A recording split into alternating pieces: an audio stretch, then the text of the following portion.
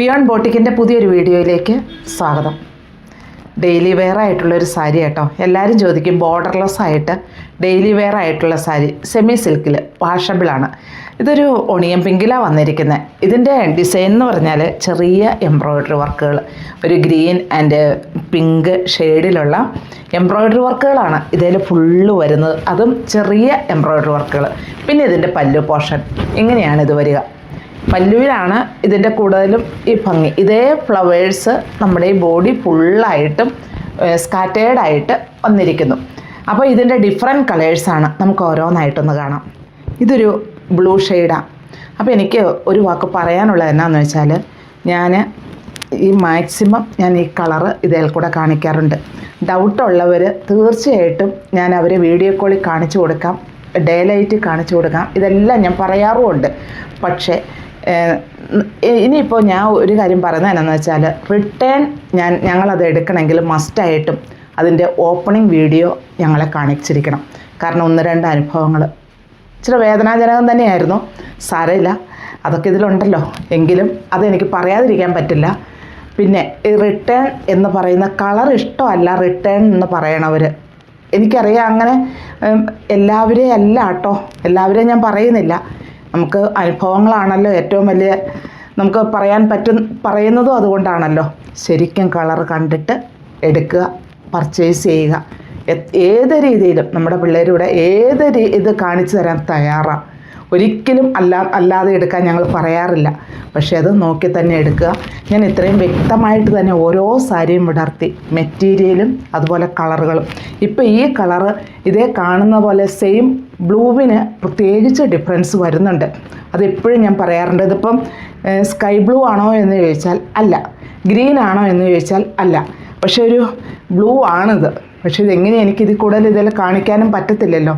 അതുകൊണ്ടത് ഈ കളറ് നിർബന്ധം ഇങ്ങനെ ഡൗട്ടുള്ളവർ കണ്ടിട്ട് തന്നെ പർച്ചേസ് ചെയ്യുക കേട്ടോ. ഇത് ബോർഡർ ഇങ്ങനെ വരുന്നു. ഇങ്ങനെയാണ് ഇതിൻ്റെ ഫ്ലവേഴ്സ് വരിക. ബ്ലൗസ് പീസ് പ്ലെയിനാണ്. ഇത് പല്ലു പോർഷനാണ് കേട്ടോ. ബ്ലൗസ് പീസ് പ്ലെയിനായിട്ട് തന്നെ വരുന്നു.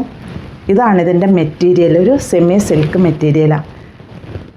നിറയെ ആ ഫ്ലവേഴ്സ് വരുന്നുണ്ട്. ബോഡി പാർട്ട് ഫുള്ളായിട്ടും ഇങ്ങനെ വരുന്നുണ്ട്. ഇങ്ങനെയാണ് പ്ലീറ്റ്സിൻ്റെ ഭാഗവും വരിക. റേറ്റ് വരുന്നത് 124. ഡാർക്ക് പീച്ച് ഷെയ്ഡാട്ടോ ഇത്.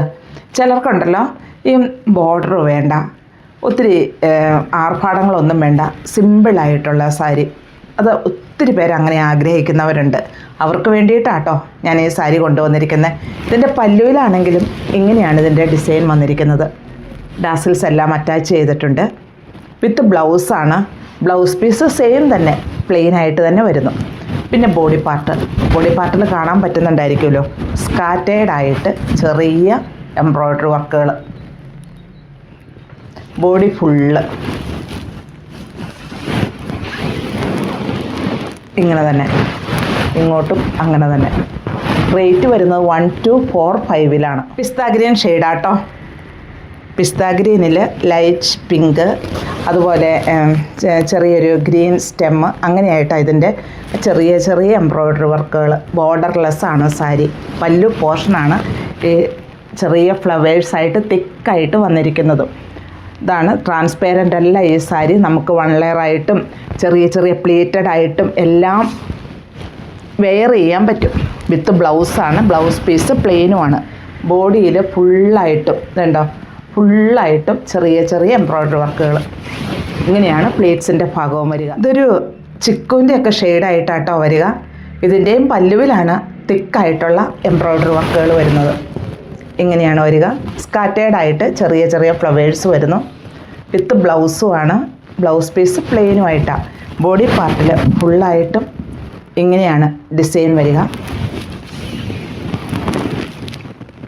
ഓൾ ഓവർ ഈ ഡിസൈൻ വരുന്നുമുണ്ട്. റേറ്റ് വരുന്നത് 1245. അപ്പോൾ ഞാൻ ഈ കാണിച്ചിരിക്കുന്നതിൽ ഏതാ ഇഷ്ടമെന്ന് വെച്ചാൽ താഴെ കാണുന്ന നമ്പറിലേക്ക് ഒരു സ്ക്രീൻഷോട്ട് അയയ്ക്കുക.